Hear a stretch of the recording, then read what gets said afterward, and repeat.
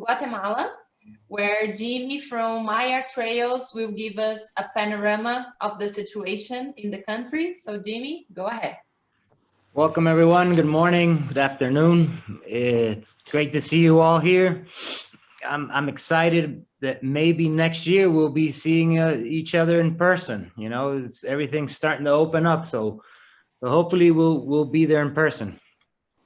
So just a quick update. Guatemala, we're the most northernmost country in Central America. We border with Mexico, Belize, Honduras, Salvador. We border with 2 oceans as well. Maya Trails, tour operator DMC, dedicated to amazing experiences, out of the box experiences, and like our tagline says it, escape the usual. That says it all. So a quick update, we've had only 100,000 cases.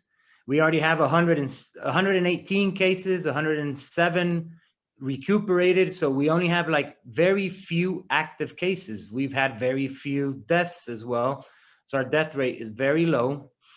And the mortality rate per 100,000 people is just 24.2. So that has been a really good strategy that our government has had in place, because it's been very low cases, very few cases.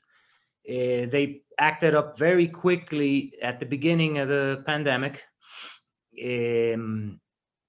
acting with the mandatory mask wearings, the social distancing. Yes, we were closed down. I feel that was all a mistake to close down the whole world. But the country is being regulated by a stoplight system, and red is the most delicate. The whole country is almost on yellow, turning on to green. So that's very good news for Guatemala, especially that we're so close to North America. We're South America, you know, we're in the middle, Central America. So that makes it very easy to come to Guatemala, and especially with these low cases that we have.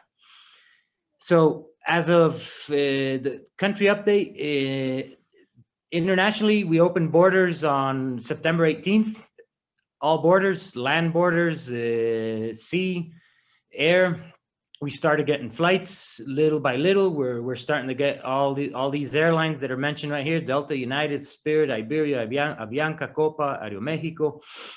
We're even starting to get new airlines to jump into Guatemala. Direct flights coming into Guatemala. We have Miami, Houston, LA, New York, Washington, Dallas, Atlanta, Mexico City, Cancun, Belize, Salvador, Honduras, Nicaragua, Costa Rica, Panama, Madrid. And we're starting to get some back. We're starting to get, I think next month we should get back the Bogota flight. So everything's looking good to the opening up stages of Guatemala, due to that we acted up very quickly.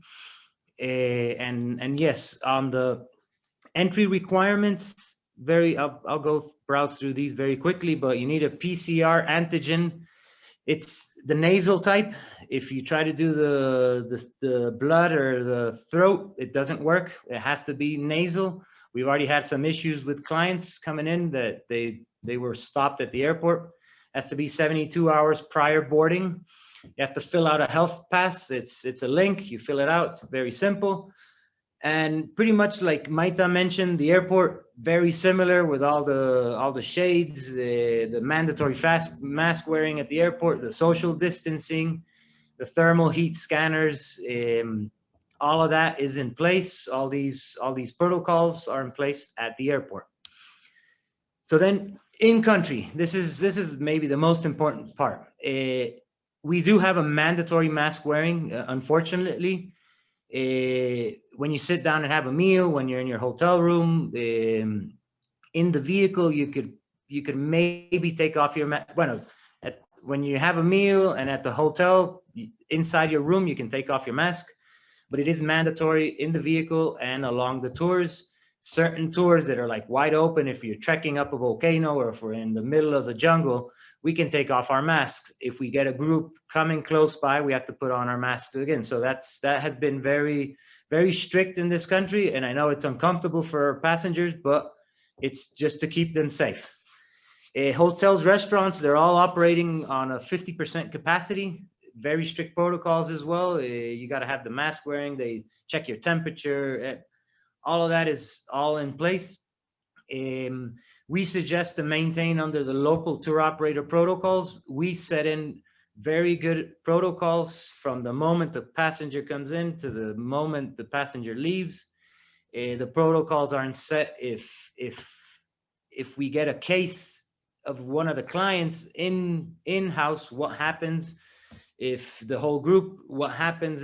We have all these strict protocols in place, so we know how to handle it. What's going to happen if a guide gets infected, or if a driver gets infected, or whatnot? We have all these strict procedures that we know what to do and how to operate. All experiences are operating under the new normal. Just like Maita mentioned, also like the museums. Everything has to be pre-reserved. Let's say, for example, for Tikal, if you want to go visit Tikal, we have to pre-reserve that day because they're only letting certain amount of people into the Maya site. But that's how everything's working. Everything's working as a reservation basis. Domestic flights are working perfectly with all the set protocols. Transportation by land is all working. We can travel around the whole country. We can travel into Belize. We can travel into Honduras, to Salvador, land border. We do have to set by the strict protocols of each country. So let's say to go into Honduras, we have to have that PCR test 72 hours before as well. And then we have to have one to get back into Guatemala. So it's kind of like we're mentioning that we should just stick to single country adventures right now. I know our passion is to do the multi-country, but we should stick to the single country procedures. And then Guatemala as a country already has the safe travels seal. And then we had to get one, it's called a Bioseguridad Turística from our tourism board. We had to go through strict procedures. They had to check out all our protocols, and we finally got that about a month ago.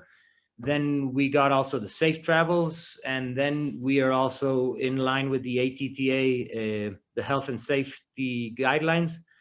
So pretty much traveling to Guatemala is traveling safe with Maya Trails. You have your guest in perfect hands. The country has very low cases. I've been traveling around the whole country, and it's been, I prefer to get out of the city because the city is the most infected. And when you're out and about, that's where everything's just amazing. And right now we're heading into our dry season. We just finished our rainy season. That maybe you all know, we were hit by the tropical storms. Nicaragua was hit by the hurricane. When it got up to us, it was just tropical storms. It did devastate some communities. All the tourist destinations, everything's pretty well, but communities were damaged. So hitting COVID, and then we get hit by 2 tropical storms that just hammered us with a lot of rain. So that really devastated the country quite a bit.